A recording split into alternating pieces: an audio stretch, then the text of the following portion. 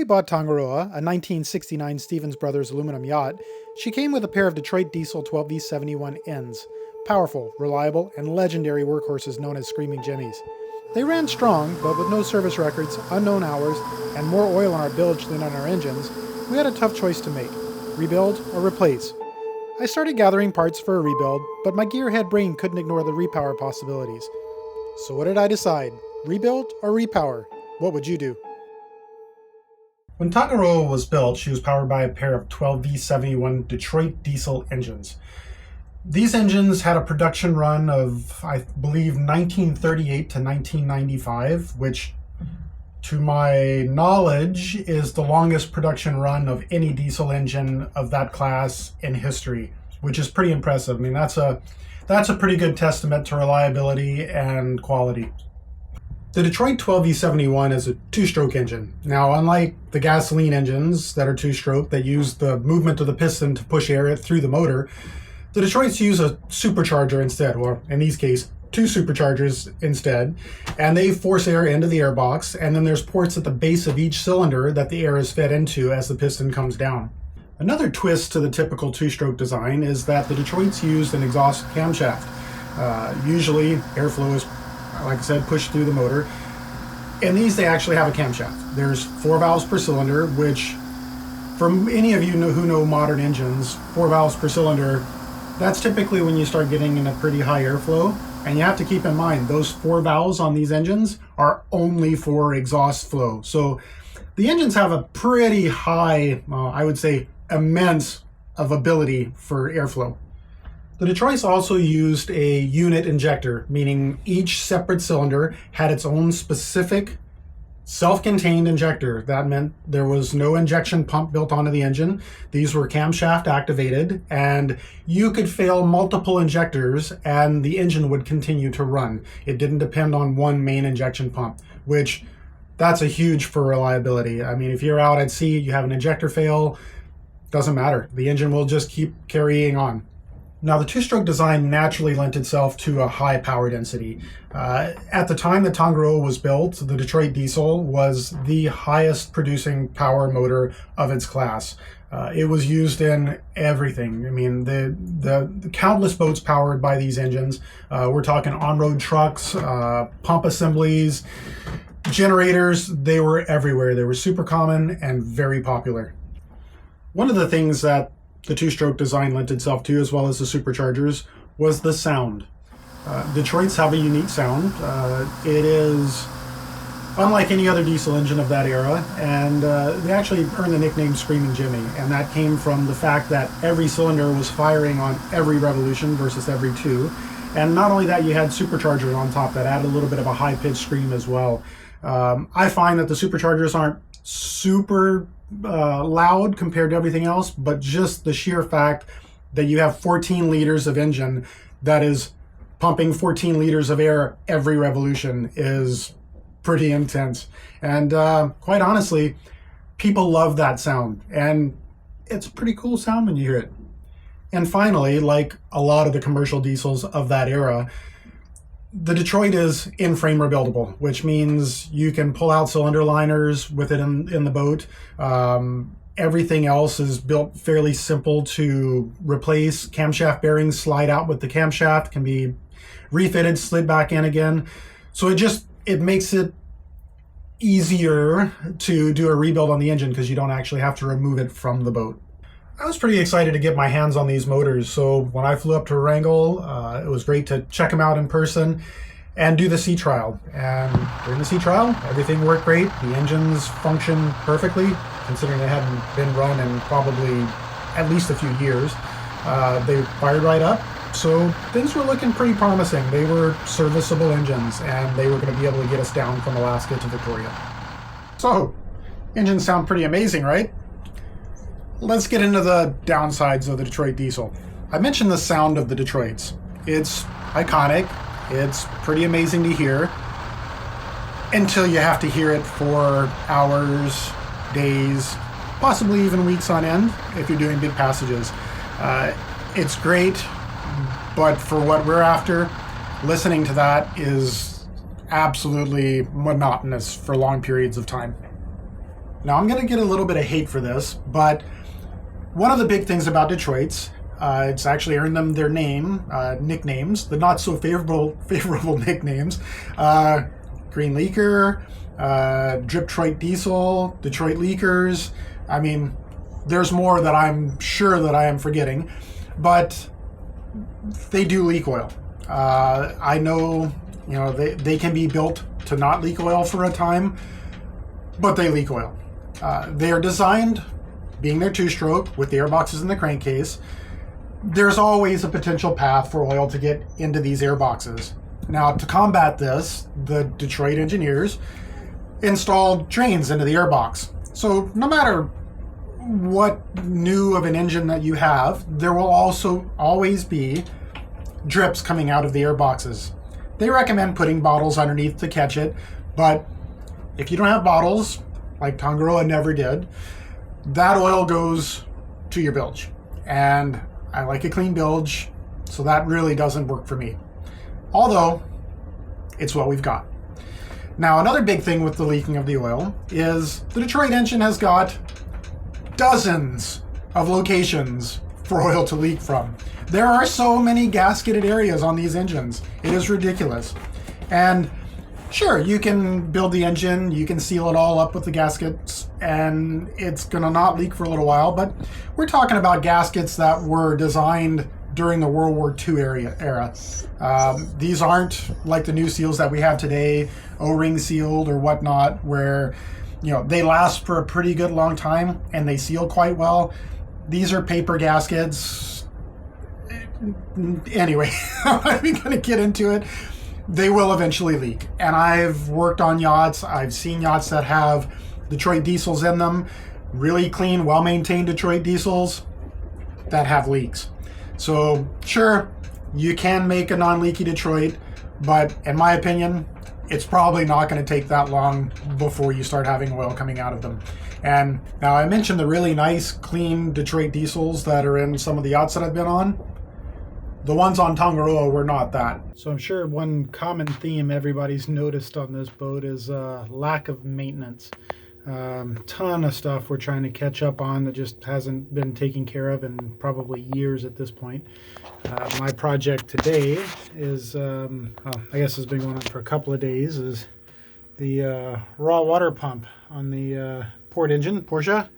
You can see I've actually taken it off. It's all been blasted down. Replaced bearings, replaced seals.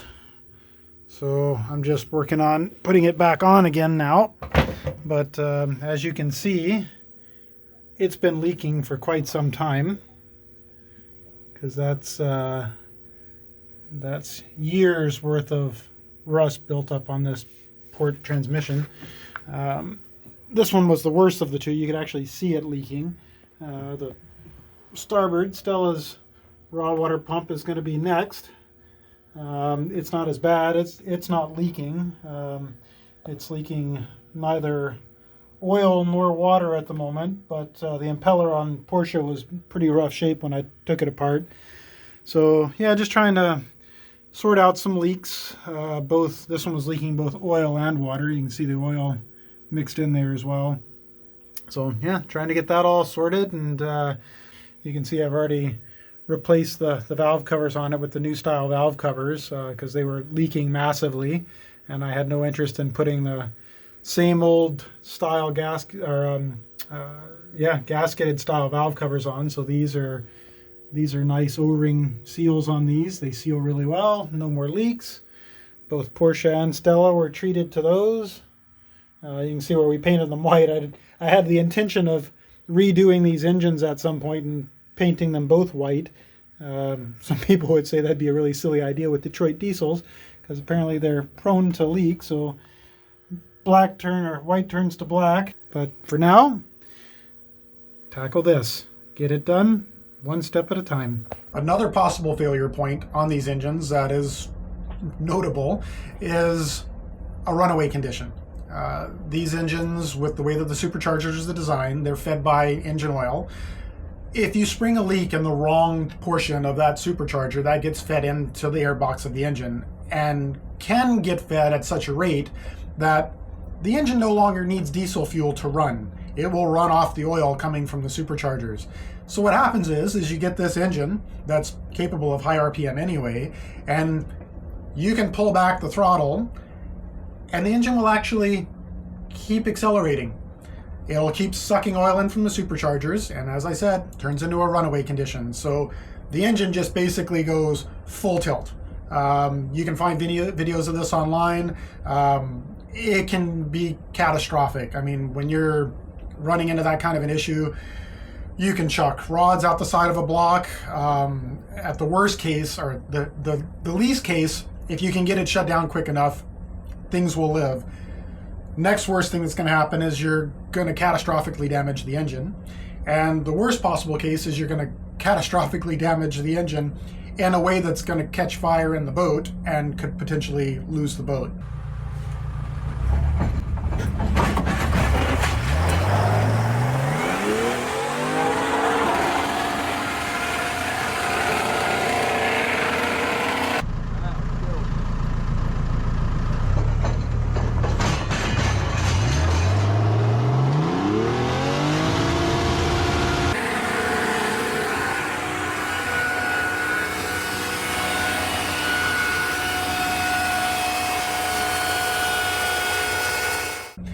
And this was enough of a potential problem where on a lot of yachts, there's pull cables that shut down air dampers on the intakes of these engines.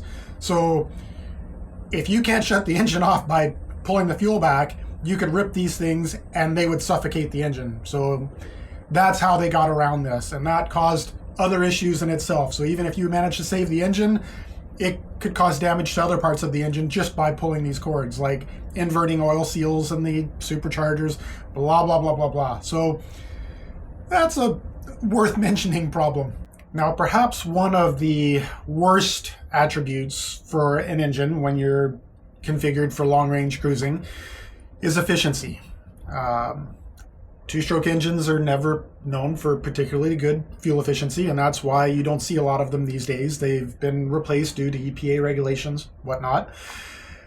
With the Detroits, there are two models. There's a turbocharged model, which are the high-powered ones. They have everything mostly the same as the regular models, but they add turbochargers on. That turbocharger gives better efficiency. It gives the ability to pump more fuel into the engine to make more power. We don't have those. We have the standard 12V71N engines. They are the worst of all of them for fuel efficiency. And when I say the worst of all of them, typically with the two-stroke engines, the Detroits anyway, the higher you rev them, the better the efficiency gets. Now, I'm not an engineer on this. I'm assuming it probably has something to do with the efficiency of the superchargers increasing as the RPMs go up due to the lesser effect of air getting by the rotors. That's spitballing. I'm not saying that's it. That's just a rough guess. Camshaft profiles, who knows? Regardless, we cruise at 9 knots. This is not a planing hull. This is a semi-displacement hull. We don't go for speed.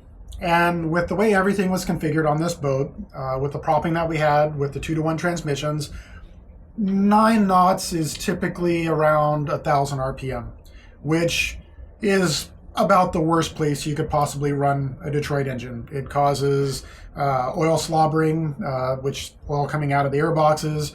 It causes wet stacking, which means unburned fuel builds up in the stacks of the engine, of the exhaust. So there's issues with that. So I mean, for us, not an ideal situation. And when I say efficiency, a modern diesel engine, especially some of the new electronic engines, you're typically seeing around 0.33 to 0.36 pounds per horsepower per hour. So what that means is for every hour at X horsepower, you're burning X amount of pounds of fuel. So for every horsepower, this engine was burning 0.33 pounds of fuel. I'm hoping I'm explaining this well enough where you understand. Now, I have found published fuel charts for the Detroit engines. This isn't going off of what I think. This is direct from the source. And for the engines that we have, the chart basically ends at 1200 RPM. And at 1200 RPM, these engines are at 0.48 pounds per horsepower per hour. So that's a direct comparison. 0.48 to 0.36 or 0.35. And even 0.36 is probably high. That's a huge difference. I mean, that's tragic. And not only that, if you were to follow the curve of where that efficiency is going down to 1000 RPM, you're well into the 0.5s on that. So terrible efficiency. Only ways to improve on that would be turbochargers for one, running them at higher RPMs. But at that point, you're fighting other things. You have to reprop, you have to change gearing. So we have what we have, and this is what we work with. Now, to put this in layman's terms, for gallons per hour, this boat at 9 knots with the Detroit engines burns 9 gallons per hour. That's combined between the two engines, which, not awesome. After weighing all the pros and cons, we decided that our best option was a rebuild on the engines. I started collecting parts. Mainly at this point, it was gaskets and seals for both the oil side and the freshwater side. All the stuff to rebuild, the heat exchangers, to basically tackle all the spots right now where the engines were leaking. I got new valve covers for them to replace the old chromed ones, because the new valve covers have the ability to put a breather in, which reduces the amount of crankcase pressure, which could theoretically reduce the amount of oil burn. So those were all done. They were painted up really nice, pretty white, got them all on the motor. I started looking into basically retrofitting some new stuff into the old engines. So getting rid of the old root style superchargers, putting on new twin screw style superchargers for better efficiency. I looked into possibly doing a common rail retrofit, which means taking guts of one of the new electronic engines and putting it into the old engine, which would solve a lot of problems as far as some fuel efficiency, ease of starting, because the Detroits do not like to start when it's cold. So yeah, there was a lot of benefits that could be had with that. So I started to kind of explore those avenues. After a while of this, it just started to become apparent that it was just going to be too much. To get what we wanted from what we had just wasn't practical. It would have been super cool. It would have been very unique, which is stuff that I love, just not practical. So at that point, we started to delve into the possibilities of a repower on the boat. Started looking into different engines, and at that point, it made more sense. So I've got a bit of a weakness. I like engine swaps. For the last 15 years, I've owned a performance automotive shop, and we've specialized in engine swaps into anything and everything. A lot of electronic engines, a lot of forced induction conversions, a lot of fabrication work. I mean, it's the whole meal deal. So motor swap stuff doesn't scare me, and I actually quite enjoy it. I like taking old stuff, putting new technology in it. So it was time to start looking into replacing these engines with something that was going to work for us. The best part of this all is that this is my boat.